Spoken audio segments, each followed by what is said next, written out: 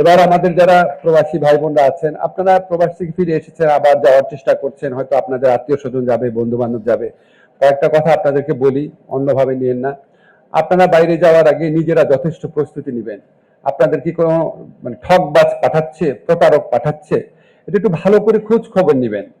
এত মানে হয়ে যান না, একদম এত ডেসপারেট হয়ে যায় না যে কোনো খোঁজ খবর নিলাম না, বিদেশে পা দেওয়া মাত্র একটা বেহেশত পাবেন না, মোটেও না, প্রশ্নই আসে না। এই সরকারের দায়িত্ব নেওয়ার পর সমস্ত শ্রমিকদের জীবনযাত্রা দেখেছি। আমি আপনাদের আগে বলেছি, আবারও বলি, সৌদি আরবে এমন অবস্থাও দেখেছি, বাংলাদেশের সবচেয়ে খারাপ বস্তিতেও মানুষজনের চেয়ে ভালো থাকে।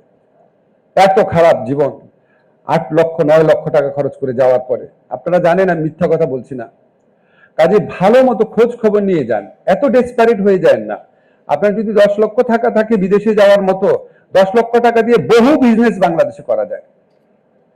আমার ড্রাইভার, এই 7-8 বছর যাওয়া আমার ড্রাইভার, সে বলছে সে আর চাকরি করবে না, বিয়ে করেছে বলে চাকরি করবে না। আমি কেন? বলে বিজনেস করব। আপনার তোমার কত টাকা আছে বিজনেস করবা?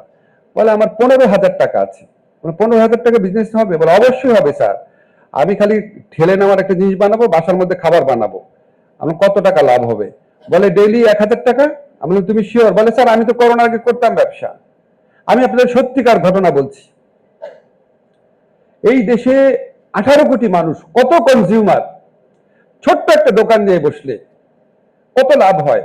আমি আপনাদের নিরুৎসাহিত করছি না, কিন্তু ডেসপারেট হয়ে যায় না। অনিশ্চিত একটা ভবিষ্যতের দিকে ঝাঁপ মেরে দিলেন 10 লাখ 15 লাখ টাকা খরচ করে। Please don't do it. 10 lakh 15 lakh টাকা থাকলে আপনি এত অসহায় না, একটু বুদ্ধি করেন, দেশের ছোট একটা ব্যবসা করেন। সেকেন্ড কথা হচ্ছে, যারা বাইরে যাচ্ছেন আপনাদের কাছে স্বনির্বন্ধ অনুরোধ, যারা আমাদের প্রবাসী শ্রমিক ভাই বোনরা আছেন, তাদের মধ্যে 99%ই ভালো মানুষ, ঠিক মতো কাজ করেন। বাকি 1% সেখানে অনেক ধরনের ঘটনার জন্ম দেন, যেটার জন্য 99%-এর অনেক কষ্ট হয়, এবং ওই দেশগুলোতে লোক পাঠাতে আমাদের আরো কষ্ট হয়। আমি আর লুৎফে ভাই যখন মালয়েশিয়ার স্বরাষ্ট্রমন্ত্রীর সাথে আলাপ করছিলাম যে সব দেশের জন্য হচ্ছে মাল্টিপল ভিসা, আমাদের জন্য কেন মানে ওয়ান ওয়ে, একটা একক ভিসা কেন, মাল্টিপল ভিসা না কেন? পরে ওনাদের অফিসিয়ালদের সাথে আমরা কথা বলে জানলাম যে যখন আপনার আগে ওই যে ম্যানুয়াল ভিসা টাইপের ছিল, পাসপোর্ট ছিল না আগে, তো ওই পাসপোর্টে সব গলা কাটা পাসপোর্ট করে বাংলাদেশের মানুষজন মালয়েশিয়াতে চলে যেত। এটা এত বেশি ছিল, অন্য কোনো দেশকে এটা করে নাই, সব দেশকে শ্রমিকরা পেত মাল্টিপল ভিসা। আর আমাদের দিচ্ছে না মাল্টিপল না, একবার ঢুকতে পারবা, বেরো আসলে ঢুকতে পারবা না। কেন? আমাদের এটাকে সবচেয়ে বেশি লোক গলা কাটা পাসপোর্ট নিয়ে গিয়ে চলে গেছে ওখানে। তাহলে আমরা কি করবো এখানে বলেন? এটা কি আমাদের দোষ? একটা যে সরকারি আসুক, সরকার কি সরকারের লোক কি গলা কাটা পাসপোর্ট করে যায়? আমাদের তো গলা কাটা পাসপোর্ট লাগে না। আপনারা সাবধান থাকবেন। আবার বলি, 99% মানুষ কমপক্ষে ভালো মানুষ, সৎভাবে কাজ করেন, পরিশ্রম করেন, দেশের জন্য গৌরব বয়ে নিয়ে আসেন। বাকি 1% মানুষ সেখানে গিয়ে এমন সব কাজ করে যেটা সবার জন্য, দেশের ভাগ্য, 99% মানুষের ভাগ্য, আমাদের ইমেজ, সবকিছু ক্ষুণ্ণ হয়, ভিসা পেতে সমস্যা হয়।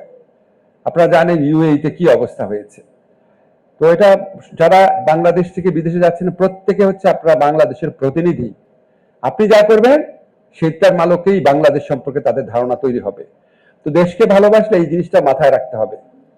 শুধু আমি গণ অভ্যুত্থানে আপনার ভূমিকা রাখবো, খারাপ শাসককে গালাগালি করব, অবশ্যই করবেন এগুলি।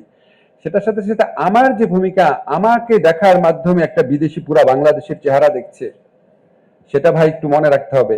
কালকে না পরশু একটা ভিডিও দেখছিলাম, আপনার এই একটা প্লেন বাংলাদেশে আসতেছে, একজন ভিডিও করেছে, আপনারা নিশ্চয়ই দেখেছেন, অনেক ভাইরাল হয়েছে। বাংলাদেশে যারা যাত্রী আছেন, প্লেন থামার আগেই সবাই দাঁড়ায় গেছেন। প্লেন কিন্তু তখনও সে ভিডিও করে দেখাচ্ছে, প্লেন তখন নামে না, সবাই দাঁড়ায় গেছেন, আর এয়ার হোস্টেস প্রচন্ড চিল্লাচিল্লি করতেছে। ভাই এই দৃশ্যটা আপনারা দেখেন নাই? আমি কি বাড়িয়ে বলছি? কি ইমেজ হয় বলেন? কি অসুবিধা হয় 5টা মিনিট ওয়েট করলে? এই যে এরকম আচরণ কিছু মানুষ করেন, আমরা সবাই যেন মনে রাখি যে আমি যেমন বাংলাদেশের নাগরিক, বিদেশে যখন যাই আমি বাংলাদেশের প্রতিনিধিও। তো আমরা সবাই যদি সবার দায়িত্ব পালন করতে পারি, ইনশাল্লাহ আগামীতে আমরা প্রবাসী যারা ভাই বোনরা আছেন তাদের জন্য আরো কল্যাণকর একটা ভবিষ্যৎ রেখে যেতে পারবো।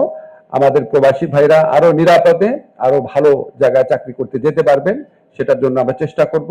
এবং আমরা, আপনারা জানেন আমাদের সরকারের নীতি হচ্ছে আমরা ক্রমান্বয়ে হাই স্কিল জবের দিকে যাওয়ার চেষ্টা করছি। জাপানে, কোরিয়াতে, সেটা আমাদের টার্গেট। ইস্ট ইউরোপ হচ্ছে আমাদের টার্গেট।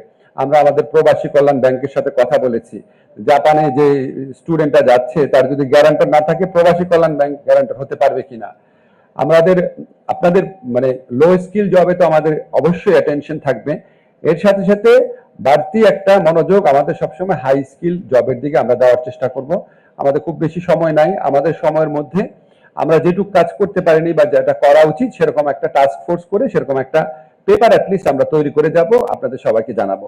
সবাই ভালো থাকবেন। আমাদের যে ব্যর্থতা আছে মন্ত্রণালয়ের বিভিন্ন ক্ষেত্রে